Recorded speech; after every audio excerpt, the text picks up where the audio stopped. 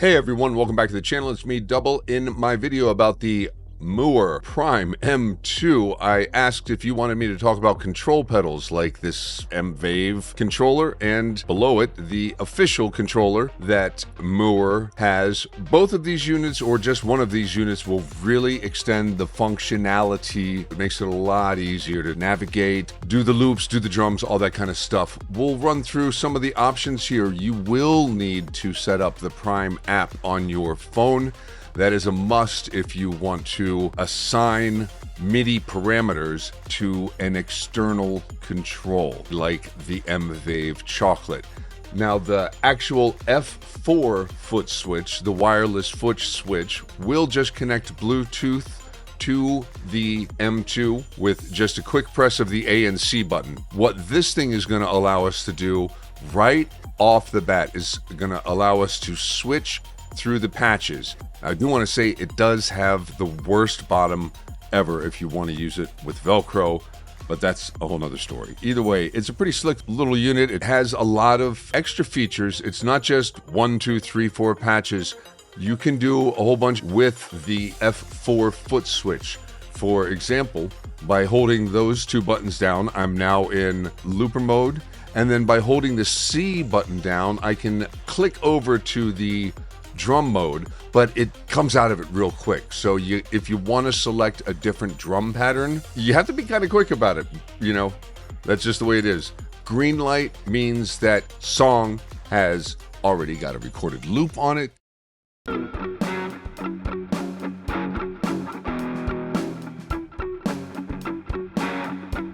And then the B button will stop your loop. We can do all of the same kind of stuff with the M-Vave Chocolate, but it does take some setting up.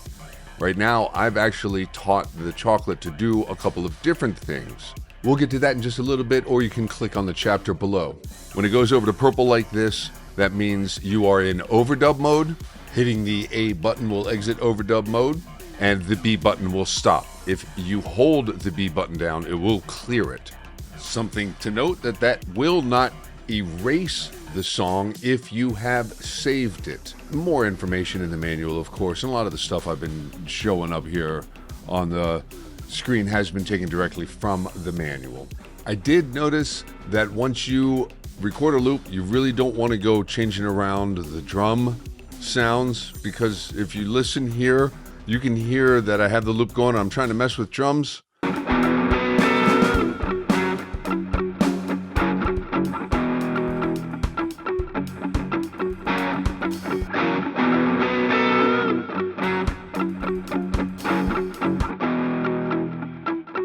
But restarting the song, if you've decided that you want to change the drums, restarting that loop will then resync the drums to the new one.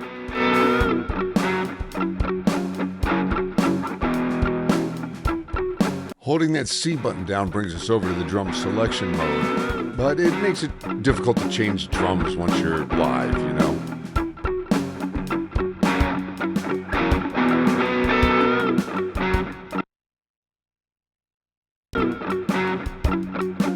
If you have a brand new loop or brand new song section, when you hit the A button, it will become red. That little ring becomes red. Hitting it again puts it back to playback. And, you know, typical kind of looper stuff. We really can expand everything with using this and the M-Vave Chocolate. This is where it really starts to get pretty ultimate, because as you can see, I can be in my patch mode here, but I can now also, at any point, bank up and down with the actual M2 pedal. And I can also program my M-Vave to do different things, such as change drums, and I can start loops with this while being in my main view mode of the M2. If I have a loop already programmed, I can select that song. I can use my right buttons to select drums. Now, you can't really see all of that happening, but if I was in this mode, you would see that I'm using these buttons to either while I'm looping, these buttons will act as the looper. They're duplicating the looper. Or I can change my drum patterns, I can change my song patterns, do all of that kind of stuff with just a few tweaks within the software, which will get you, like I mentioned, in the next chapter. Kind of finalizing the last bits of the Mooer unit, you see I can use, once I'm in this loop mode, I can use the A and the B buttons to go song up or down. And you see it said 5-5 there in the middle. That actually is SS song selection. And what looks like a 0 there is actually a D for drums, so D6. So the SS is song selection on the Mooer readout. And then when you kick over to drums, it's D. That's a D, not a 0. And you see how the lights start blinking to let you know which ones you can use to kind of select what you need to use. It's set up with a lot of good visual cues. I think the Mooer unit is fantastic to use with this. The M-Vave, like I said, we can duplicate most of this same stuff, or you can join them together and use them kind of separately like I'm doing and create some overlapping commands that you can use while you're also back on your main patch selection screen. You know, if you have a set of 10 songs and you want to have a drum pattern for each one, you can really easily do that. And you can hold this button down, the C button will set your tempo, and then you can tap it in real quick, and now you can kick over to the drums. And the only weird little quirk that I found is that sometimes when I'm in drum mode, it won't go back to song mode.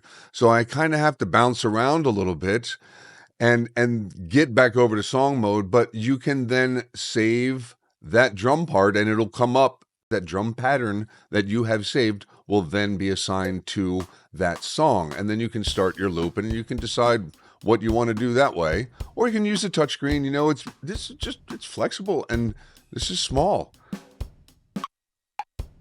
Still have to get a little used to the screen though.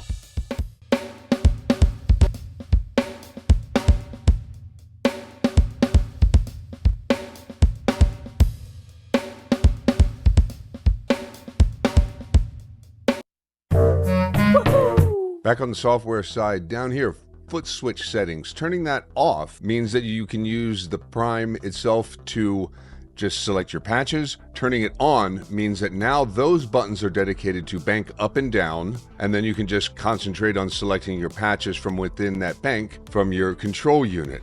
And there's lots of options here. You can turn Cab Sim off for all the patches, which is great. It means you don't have to save a whole bunch of different patches if you go direct, and then sometimes also use an amp. But here is the best part, the MIDI settings. When you touch on that, you can now take a controller like the M-Vave Chocolate Plus, like I have here. I have it MIDI minied into the unit, and I have set up advanced custom control. Now you can't use program change A because that's PC commands. This unit only wants to see CC commands. So we want to either go to a program change B and go back into the settings and assign those switches to all of the same things that this one would do. And it's real easy to see that because of the MIDI learn layout. You see right now when I push these buttons, they're not doing anything.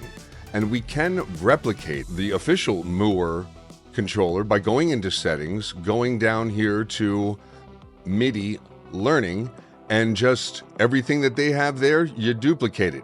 E and F, pushing those two buttons together, and then pushing those two buttons together. Those are going to also count as single press buttons, and you can set it up that way so that it's going to then just bank up and down. I've gone ahead and done some extensive MIDI editing, right? Isn't that the fancy way we geeks talk about this stuff? So I've actually gone in and told the Cubesuite program a whole bunch of numbers, CC numbers, and it's real simple. But I've also gone and selected the working modes so that I have bank A and bank B for each switch. Now, what does that mean? That means that if I do a short press on any one of those foot switches, it's going to give me the command, an initial command. And if I do a long press, bank B will now represent my long press. And that you set up all through Cubesuite. I'll do an even closer look at that software at the very end of the video. But these are your choices for working mode. And what I have done is the one down at the bottom here that says short or long press, just because that gives you a lot more options. You can do the delete thing by holding a button down longer, all that kind of stuff, you know, or you can set up an undo to just have a one press undo. All of these commands are available, and it's really, really easy to do it. All you have to do, if there is already an assignment, you hit remove, and then you just say, yes, I want to remove it. And now you hit learning and hit the button. There it is. My short press is now going to be assigned to record and play. And then I'm going to do the long press. I'm going to remove that assignment, and I'm going to hold this button down. After 2 seconds, it registers a long press, and that's set up in the working mode in Cubesuite. And then you just come back in here into the Prime software app and just assign all of your buttons. So now I have a short press for button B, and I'll set up a long press for button B, and they'll serve different functions, which is how you can really, like I said, expand the usability of this 2-button unit. It's a really good sounding unit to my ears. I do hope they do the whole NAM thing. You know, I think that's becoming really popular. NAM is open source, so pretty much anybody that learns how to use it can add it to their software. You know, you don't need licensing or anything. So hint, hint, Mooer, let's do that. And that would take this to the next level, because there's some really great captures out there for NAM. Once you finish programming all of the buttons to do what you want them to do, then you can just exit out of the software by hitting the arrow button at the top. Make sure you have everything that you want set up. I've set up song advance and then song backwards, you know, all that kind of stuff. I do also wish that we could turn off modules within a patch. That would be really cool. Let's wrap up this video by assigning our buttons or our foot switches on the chocolate, particularly in this case the chocolate plus. I am using TRS MIDI, so you have to make sure that you have a white border around TRS MIDI in that back and forth arrow thing there. And then advanced custom mode is what I'm using. Like I mentioned, I'm using short step or long press. It's a closer look at the different modes that you can pick. The bottom one here is what I'm using so that I can get a short press on A and a long press on B.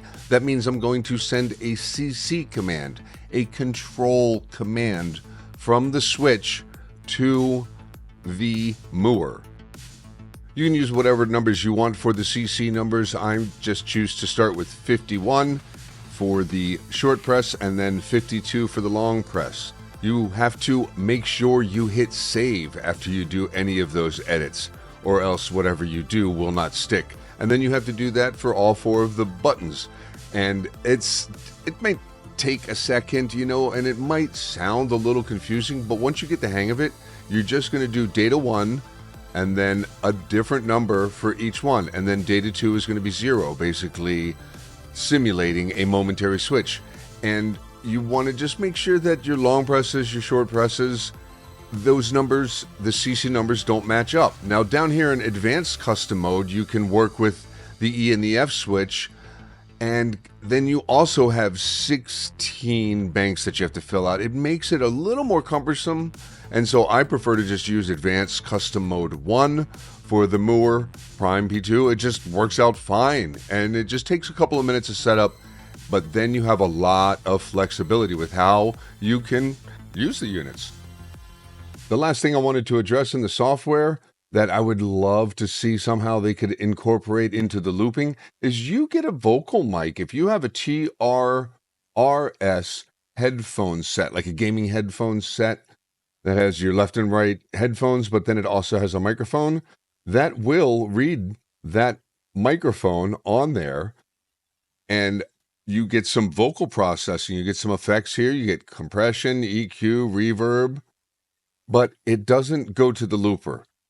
That would be awesome, right? I mean, that would make this whole little setup right here like everything. That would be everything, you know, like in that small setup. Hey, thanks for watching the video, you guys. I really appreciate you being here. If you liked this one, you might like this one up top, or maybe the one down below here on the right that YouTube says you are gonna like.